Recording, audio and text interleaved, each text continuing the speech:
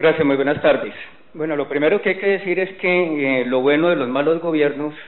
es que obliga a la ciudadanía a capacitarse en mucho espacio, entonces termina uno convirtiéndose en jurista, abogado, tratadista, contador, ambientalista y muchas otras cosas. Entonces, en este sentido, con otros compañeros en la localidad de Bosa, tuvimos que constituirnos como una organización para hablar el tema del derecho a la vivienda digna.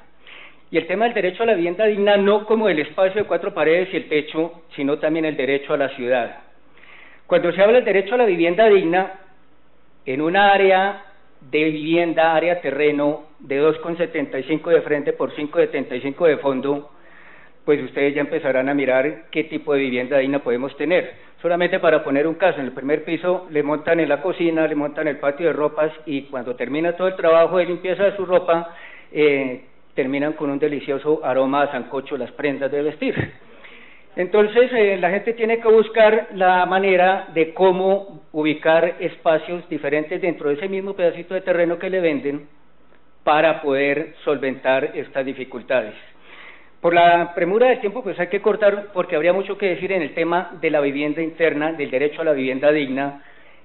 que según la misma tratados internacionales habla de que el área de terreno debe ser de 72 metros. Pues bien, aquí nos han convertido en 15,75 las casas más pequeñas. El derecho al derecho a la ciudad, que también hace parte del derecho a la vivienda digna, tiene que ver con el equipamiento y la infraestructura. Aquí se han dado a la tarea de construir en cualquier parte y meter y hacinar gente, porque lo que se hace son tugurios bien organizados, porque en este tamaño lo único que se hace es tugurizar los sectores y arrumar, perdonen la expresión, las personas para que vivan en estos espacios. Pero el equipamiento y la infraestructura no se ve por ningún lado, y eso está demostrado aquí en los temas de los que estuvieron desde el comienzo, en salud, educación. Solamente para poner el ejemplo que es el que más tenemos, que es el de Ciudad del Recreo.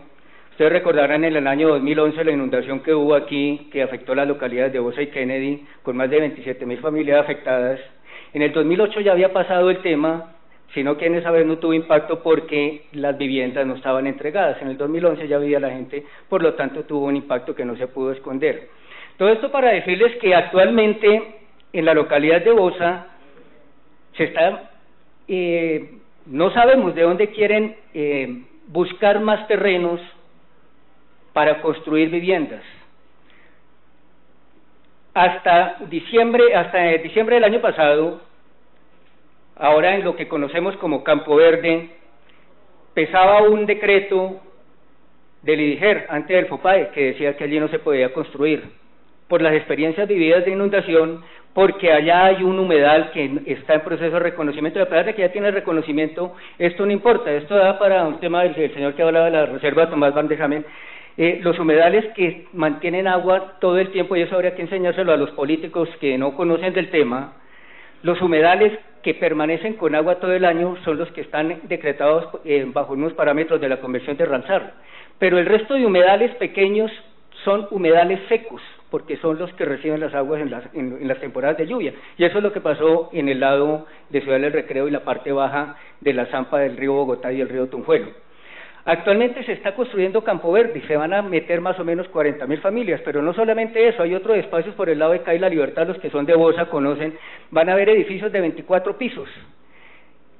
en un espacio donde no hay vías. Quienes vivimos allá en la localidad de Bosa, tenemos que pasar 3 y 4 horas en buena temporada en transporte público. Cuando hay invierno, como las temporadas que han habido, perfectamente gasta uno en ir y venir cuando tiene que trasladarse a distancias bastante lejanas,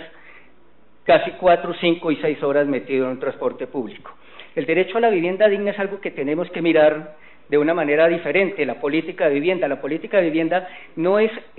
lo que está pasando y que lo han comentado aquí también, es que las ciudades se están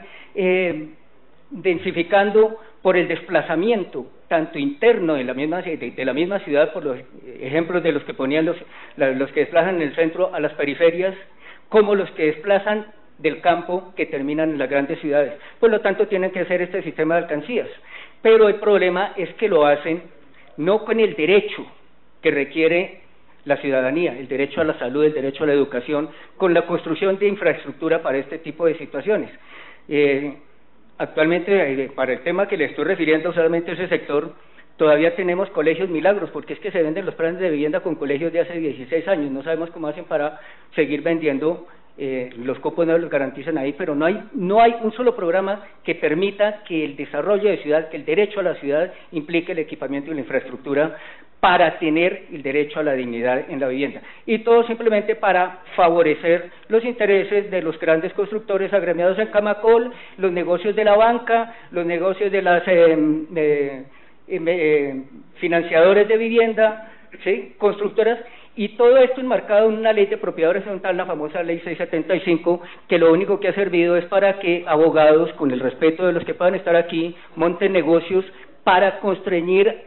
apretar y seguir apretando más a la gente que en viviendas de interés social y prioritario sobre todo, tienen que asumir cuotas de administración y los cobros jurídicos y la coacción y el constreñimiento que lleva a estas personas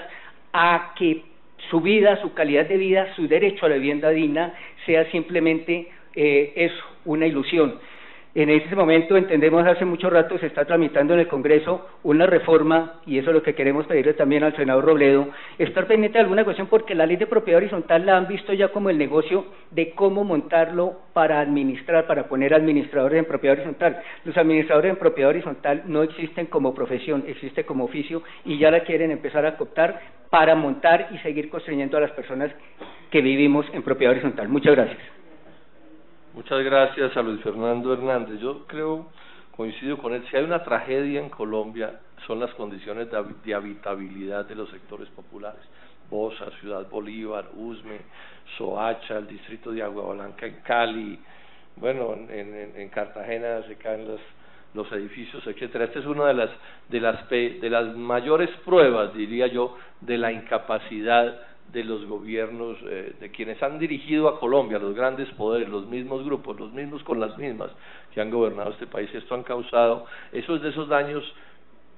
como irreparables, o sea, corregir eso algún día va a ser una cosa de una dificultad descomunal, porque cosas tan simples como dejar vías,